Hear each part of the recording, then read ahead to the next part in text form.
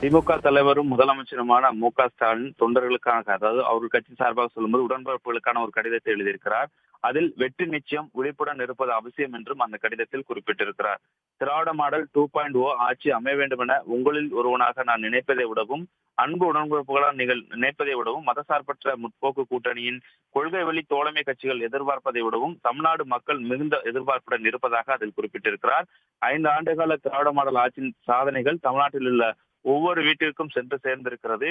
ஆனால் அதிமுக, பாஜக இணைந்திருக்கக்கூடிய கட்சிகள் பல்வேறு சூழல்களில் நெருக்கடிகளை கொடுத்துக் கொண்டிருக்கிறது. பல மாநிலங்களில் பின்வாசலில் வந்தது போன்று தமிழகத்திலும் வருவதற்கான முயற்சியை மேற்கொள்கிறது.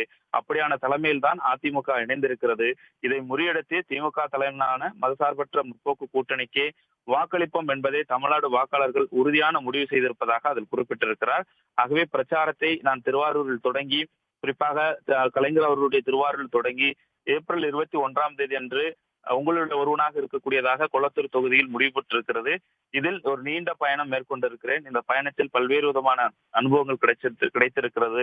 மேலும் தமிழக அரசினுடைய ஒவ்வொரு திட்டத்தையும் முன்னெடுத்து சென்று நாம் இந்த தேர்தல் பிரச்சாரத்தை முன்னெடுத்துக் கொண்டிருக்கிறோம். அந்த அடிப்படையில் நம் அரசியல் எதிரிகள் பரப்புகின்ற அவதூறுகளை தமிழ்நாடு மக்கள் புறந்தள்ளி திராவிட மாடல் ஆட்சி 2.0 அமைந்துள்ளதற்கான உறுதியாக இருக்கிறார்கள். ஆகவேதான் திமுக தலைமையிலான மதசார்பற்ற கூட்டணிக்குத்தான் வாக்களிக்க வேண்டும் என்ற உறுதியை மேற்கொண்டிருப்பதாகவும் குறிப்பிட்டிருக்கிறார்.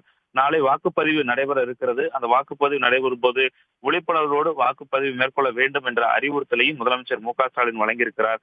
மேலும் குறிப்பாக சொல்லணும்னா பிஎல்ஓக்கள் இதை எவ்வாறு கவனிக்க வேண்டும், பிஎல்ஓ 2, பிஎல்சி இவங்கெல்லாம் எவ்வாறு இந்த தேர்தலை கண்காணிக்க வேண்டும் என்ற பல்வேறு அறிவுறுத்தல்களையும் வழங்கியிருக்கிறார். அண்ணா அறிவாலயத்தில் அமைக்கப்பட்டிருக்கக்கூடிய தேர்தல் பணி கண்காணிப்பதன் மூலமாக நான் தொடர்ந்து உங்களை கண்காணித்துக் கொண்டே இருப்பேன். தேவையான தகவல்களை தெரிவித்துக் கொண்டிருப்போம். நீங்களும் சட்டத்துறை சார்பில் கண்காணிக்கப்பட்டு அதற்கான உதவிகளையும் உங்களுக்கு செய்வார்கள் என்ற முதலமைச்சர் மு.க. ஸ்டாலின் தெரிவித்திருக்கிறார். ஆகவே வாக்குச்சாவடியில் மேற்கொள்ளக்கூடிய நடைமுறைகள், குறிப்பாக கண்ட்ரோல் மாதிரி வாக்குப்பதிவு நடைபெறும்போது கவனமாக இருக்க வேண்டும்.